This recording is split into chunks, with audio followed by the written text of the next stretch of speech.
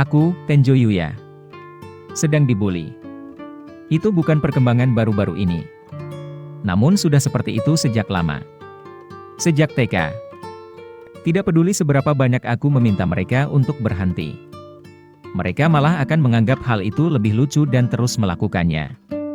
Dan tidak peduli berapa banyak aku memberitahu guru tentang hal itu. Mereka tidak akan membantu. Sebaliknya, mereka akhirnya mengatakan bahwa akulah yang salah. Akan baik-baik saja jika aku hanya dianiaya oleh orang-orang di sekolah dan para guru. Tetapi, aku telah mencapai titik di mana aku bahkan tidak mendapatkan kasih sayang dari keluargaku. Setelah aku lahir, orang tuaku berpikir aku akan menjadi anak yang lucu. Bagaimanapun, aku adalah anak sulung mereka. Namun, mereka akhirnya menyerah pada pemikiran itu. Wajahku semakin jelek seiring waktu. Terlepas dari apa yang kulakukan. Meskipun aku hanya makan dalam jumlah normal, tubuhku menjadi semakin gemuk. Aku mencoba berolahraga. Tetapi berat badanku terus bertambah, seolah-olah tubuhku sendiri mengejakku. Meski begitu, aku tidak mengubah jumlah makanan yang kumakan. Mungkin semacam penyakit. Pada saat pikiran itu terpikir olehku, kasih sayang dari orang tuaku benar-benar hilang. Alasannya adalah saudara laki-laki dan perempuanku telah lahir. Tidak sepertiku, keduanya cantik, dan orang tuaku menghujani mereka dengan kasih sayang. Perlakuan mereka terhadapku berubah total. Si kembar akan selalu makan makanan segar yang enak, dan aku hanya akan mendapatkan sisa makanan kemarin. Sungguh, sisa makanan adalah yang terbaik yang kudapatkan. Namun sebagian besar hanya sisa dan hal-hal yang telah kadaluarsa atau masam. Aku tidak diizinkan mencuci pakaianku bersama si kembar. Karena mereka mengatakan pakaian si kembar akan kotor jika aku mencuci pakaian itu bersama-sama. Dan pakaianku tidak akan dicuci karena hanya akan membuang-buang tagihan air. Jadi, sejak sekolah dasar, aku selalu mencuci pakaianku sendiri dengan menggunakan air mancur taman. Ngomong-ngomong tentang pakaian. Si kembar bisa membeli yang baru, tetapi aku selalu mengenakan pakaian yang compang-camping. Dari sekolah dasar hingga sekolah menengah atas, tasku usang dan compang-camping. Tetapi si kembar selalu memiliki barang baru. Si kembar 1 tahun lebih muda dariku. Dan karena alasan ini, aku harus melakukan banyak hal sendiri sejak memasuki taman kanak-kanak. Aku sangat iri pada mereka. Aku tidak melakukan apapun untuk pantas mendapatkan ini. Atau apakah begitu? Tidak peduli seberapa banyak aku mencoba memohon kepada mereka, orang tuaku tidak memberiku waktu. Bahkan pada saat-saat ketika aku berpikir aku mungkin sakit, aku tidak diizinkan pergi ke dokter. Aku menganggapnya sebagai berkah bahwa aku bisa makan makanan dengan jumlah minimum. Meskipun alasannya adalah mereka masih peduli dengan reputasi mereka. Tapi masih ada orang-orang yang baik padaku. Kakekku, yang sudah meninggal, adalah salah satunya. Dia selalu berkeliling dan akan kembali dengan oleh-oleh khas, dan jarang pulang. Tetapi ketika dia kembali, kakek selalu mencintaiku. Si anak yang jelek. Itulah satu-satunya caraku mendapatkan lebih banyak kasih sayang dibandingkan dengan si kembar. Kakek dianggap aneh karena terbang keliling dunia begitu lama untuk mengumpulkan barang-barang aneh. Dan orang tuaku berprasangka terhadapnya. Ketika aku masih di sekolah dasar, rumah kakekku dekat, jadi aku selalu pergi bermain di sana ketika dia ada di rumah. Meskipun kakekku marah pada bagaimana aku diperlakukan, dan memohon kepada orang-orang di sekitarku, penampilanku dan cara orang berbicara tentang dia menjadi orang aneh menyebabkan hal itu tidak berhasil. Kakek yang baik hati bagiku sudah meninggal. Yuya, jangan pernah menyerah. Dengar, tidak apa-apa. Bahkan jika itu sulit, jika kau tersenyum, kebahagiaan pasti akan datang. Suatu hari, kau akan dapat melihat kembali orang-orang yang telah melakukan hal-hal buruk kepadamu. Selain itu, kau masih memiliki umur panjang di depanmu. Jangan tidak sabar, tetapi bergerak perlahan dan terus ke arah yang benar. Tidak apa-apa. Yuya, aku tahu kau bisa melakukannya. Itu adalah kata-kata terakhir dari kakek.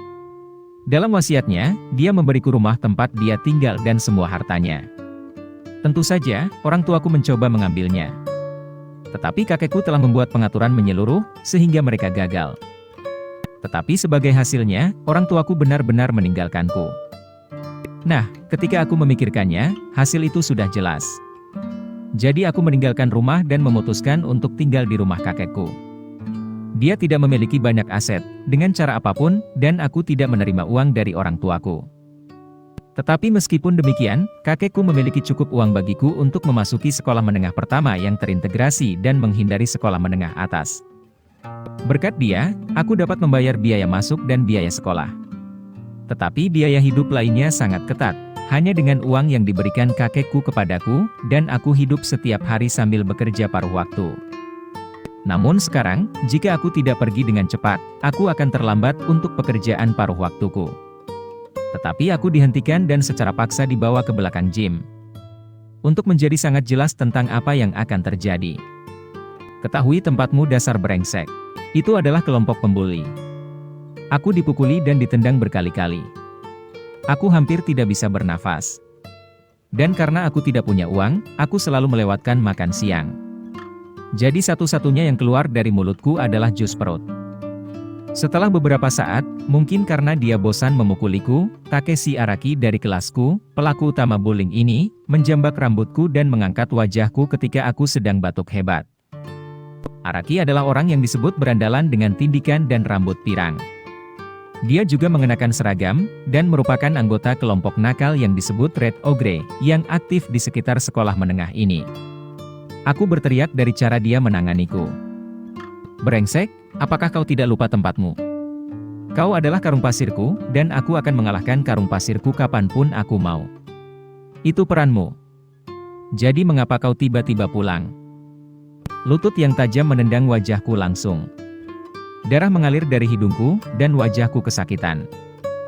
Hei, Araki.